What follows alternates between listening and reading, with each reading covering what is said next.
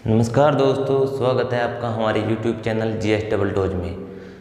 आज हम भारत की नदियों का भाग 4 है उसका अध्ययन करेंगे। इससे पहले आपने भाग 1, 2, 3 इनका अध्ययन आप कर चुके हैं। भाग 1 में सिंधु नदी तंत्र, फिर गंगा नदी तंत्र और उसके बाद आपने पढ़ा ब्रह्मपुत्र नदी तंत्र। सिंधु की सहायक नदी आपने पढ़ी झेलम, चिनाब, रावी, सतलज, व्यास।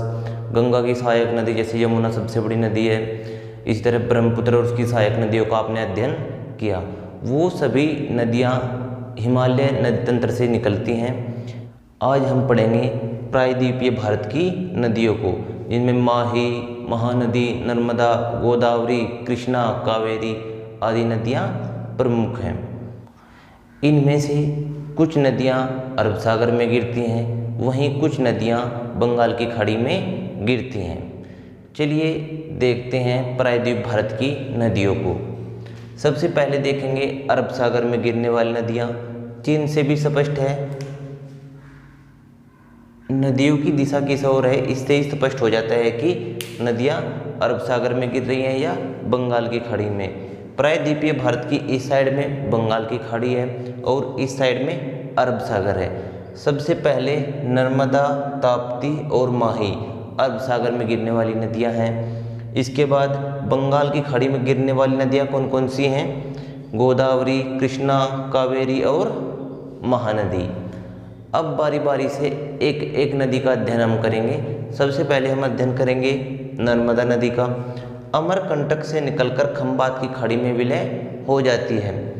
ये नदी अमरकंटक की पहाड़ियों यानी मध्य प्रदेश से निकलती है और खंबात की खाड़ी यानी गुजरात में पहुंच करके खंबात की खाड़ी में विलय हो जाती है। यहाँ पर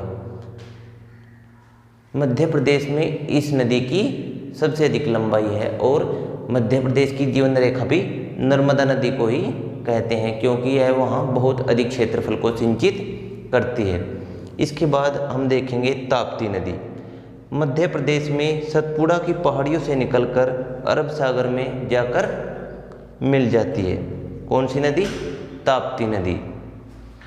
मध्य प्रदेश, महाराष्ट्र, गुजरात से प्रवाहित होती है। देखते हैं प्रायद्वीपीय भारत की अगली नदी को।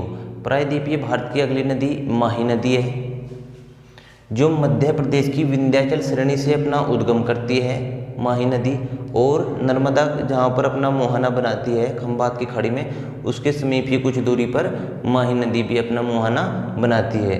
माही नदी अपना विलय कहाँ करती है? खंबात की खाड़ी में। इसके बाद हम देखते हैं, पहले यहाँ एक नोट देखते हैं। माही नदी एकमात्र भारत की ऐसी नदी है जो कर्क रेखा को 2 भागों में काटती है। इसके बाद प्रायद्वीपीय भारत की सबसे लंबी नदी यानी गोदावरी को देखते हैं। गोदावरी नदी प्रायद्वीपीय भारत की सबसे लंबी नदी है। महाराष्ट्र के नासिक जिले के त्र्यंबकेश्वर से निकलती है और बंगाल की खाड़ी में अपना मुहाना बनाती है। चलिए देखते हैं महानदी को। छत्तीसगढ़ उड़ीसा की प्रमुख नदी है। इसका उद्गम छत्तीसगढ़ के रायपुर के निकट सिहावा पहाड़ी से होता है और यह मुहाना बंगाल की खाड़ी में बनाती है। इसके बाद अगली नदी है कावेरी नदी। कर्नाटक में ब्रह्मगिरी पहाड़ियों से निकलकर तमिलनाडु से बहते हुए तिरुचिरापल्ली के निकट बंगाल की खाड़ी में गिर जाती है। इसे दक्षिण भारत की गंगा भी कहा जाता है। काफ़ी इंपॉर्टेंट क्वेश्चन है कि कौन सी नदी को दक्षिण भारत की गंगा कहते हैं, तो इसका सीधा सा आंसर है कावेरी नदी को दक्षिण भारत की गंगा कहते हैं। देखते हैं प्रायद्वीपीय भारत की अगली नदी को। अगली नदी हमारी है कृष्णा नदी। प्रायद्वीपीय भारत की दूसरी सबसे बड़ी नदी कौन सी है? कृष्णा नदी।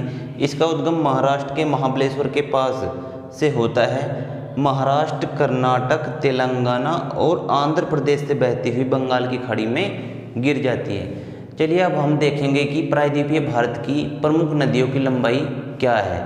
सबसे पहले देखेंगे नर्मदा 1312 किलोमीटर, ताप्ती 724 किलोमीटर, माही 583 kilometre, Godavari 1465 kilometre, Krishna 1400 kilometre, Mahanadi 851 kilometre और कावेरी 800 किलोमीटर। ये नदियों पर हमारा अंतिम पार्ट था। दोस्तों, अगर ये सभी वीडियो आपको पसंद आ रहे हो तो वीडियो को लाइक ज़रूर करिएगा, शेयर भी, सब्सक्राइब और कमेंट भी ज़रूर करिएगा।